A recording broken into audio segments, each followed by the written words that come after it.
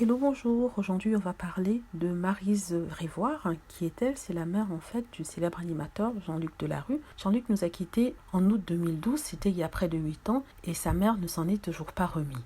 Donc elle s'épanche dans les colonnes de Paris Match, dans laquelle elle explique n'avoir connu le décès de celui-ci qu'au lendemain, et ce, par une affiche qu'elle avait vue dans la rue. Donc elle ne s'est toujours pas remise de sa mort et s'en prend encore à la femme, la dernière femme de Jean-Luc Delarue, sa femme Anissa, sa seule femme d'ailleurs, qu'elle accuse d'avoir profité de sa détresse pour qu'il modifie son testament. On rappelle qu'à l'époque, Delarue ne voyait aucune personne de sa famille. Il avait eu un désaccord bien avant l'arrivée de Marissa. Elle s'était même exprimée dans une biographie dans laquelle il racontait comment il se sentait mal dans sa petite enfance, comment il n'était pas aimé de ses parents, et il accusait sa mère de l'avoir éloigné, de ne l'avoir pas aimé suffisamment et de l'avoir toujours comparé à son brillant frère aîné. Maryse n'a pas trouvé mieux, si je puis dire, que d'attaquer Anissa, qui était aux côtés du célèbre animateur au moment où il décédait, au moment où il était malade, il était atteint d'un cancer, et d'après elle, elle aurait forcé le pauvre qui n'avait pas tous ses moyens à signer un testament. Et Maryse, pour pouvoir arrêter tout ça, s'était d'ailleurs associée avec l'ex-compagne de l'animateur Elisabeth Bost afin d'annuler le mariage. Rappelons qu'Elisabeth Bost n'était pas en bon terme avec l'animateur, et celui-ci l'accusait dans une biographie d'être tombée enceinte pour pouvoir le garder. Bon, ça, ce sont ses accusations, et ça ne vient pas de moi. Malheureusement pour elle, cette demande sera déboutée par la justice, qui a souhaité confirmer le mariage de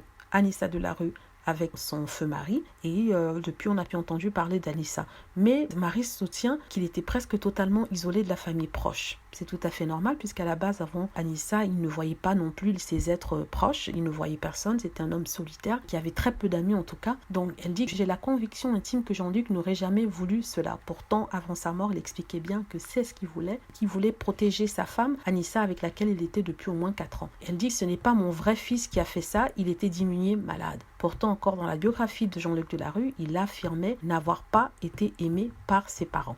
Et c'est ce qui a été confirmé même d'ailleurs dans une des biographies de Jean-Luc, la star qui ne s'aimait pas. Une biographie qui a fait beaucoup de vagues parce qu'elle dévoilait l'intimité d'animateur et surtout ses relations avec ses parents. Quant à cela, la mère s'était insurgée à l'époque au micro de Cyril Hanouna. Elle a expliqué: comme d'habitude, l'invasion de la vie privée, c'est agresser la fragilité d'un homme et de sa famille. Cela m'exaspère, ça me heurte profondément. Donc après, elle expliquait: quel intérêt de mettre sans arrêt la part d'ombre en valeur? À quoi ça sert? À faire vendre? C'est vrai que dans la biographie, on expliquait qu'il s'était adonné à des substances illégales et que c'était sa façon de se perdre parce qu'il n'avait pas l'amour à l'époque. Ça, c'était bien avant sa maladie. Donc on nous dit que Maryse souffre, ce qui est tout à fait compréhensible lorsqu'une mère perd un enfant, et elle dit qu'elle ne s'est toujours pas remise de la mort de son fils et qu'elle a énormément de regrets. Alors, je comprends que être parent est très difficile, élever des enfants c'est difficile, mais il faut souvent faire la part des choses et prendre ses responsabilités, accepter ses torts. C'est vrai que c'est fait de façon publique, peut-être que je juge un peu trop, mais les faits sont là. C'est Delarue lui-même qui s'était exprimé. Je ne défends pas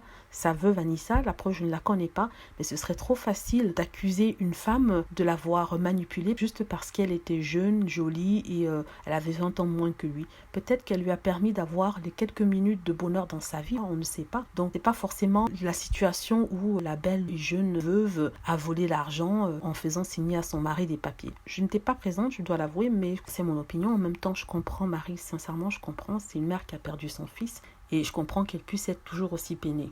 Voilà, j'espère que vous avez aimé cette vidéo. N'hésitez pas à cliquer sur like si c'est le cas, à vous abonner pour plus de vidéos et à surtout cliquer sur la petite cloche afin d'être averti lorsque je